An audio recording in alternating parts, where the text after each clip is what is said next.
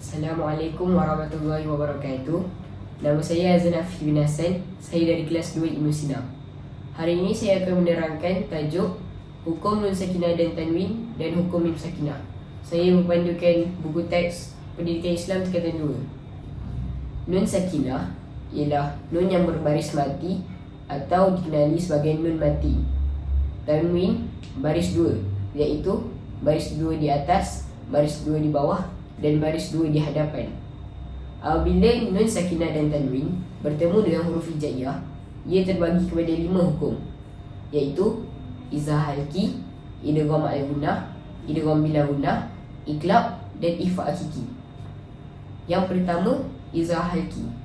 Hurufnya ada 6. Hamzah, ha, kha, ain, ghin, kha. Cara bacaan dia ialah bunyi nun dibaca secara jelas dan nyata. Contohnya, man amana, man amana. Hukum yang kedua ialah idgham ma'al gunnah. Huruf dia ada 4. Mim, nun, waw, ya. Cara bacaannya ialah masukkan bunyi nun kepada huruf selepasnya serta dengung.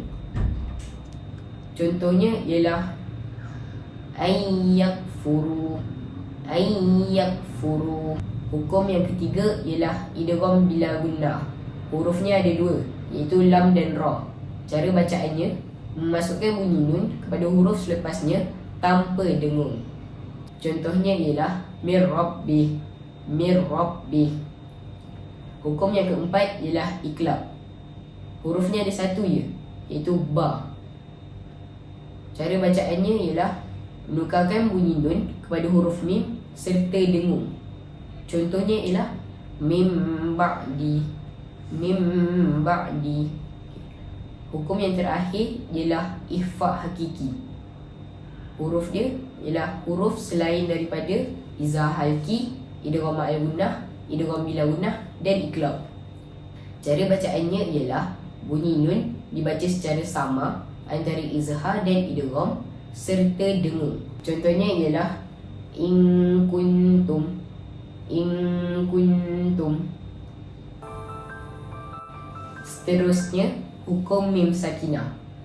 Mim sakinah atau mim mati ialah mim yang tidak berbaris, sama ada berbaris atas, berbaris bawah atau berbaris hadapan. Apabila mim sakinah bertemu dengan huruf hijaiyah, ia terbagi kepada 3 hukum, iaitu idgham mislain, ikhfa syafawi, izhar syafawi.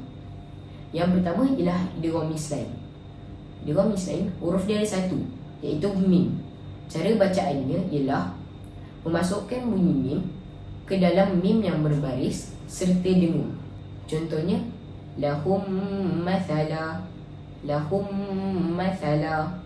Hukum yang kedua ialah ikhfa syafawi. Huruf dia ada 1, iaitu ba. Cara bacaan dia ialah membunyikan huruf mim serta dengung. Contohnya ialah tarmihim bihijarah, tarmihim bihijarah. Hukum yang terakhir ialah izhar syafawi. Cara bacaannya ialah bunyi mim dibaca secara jelas tanpa dengung.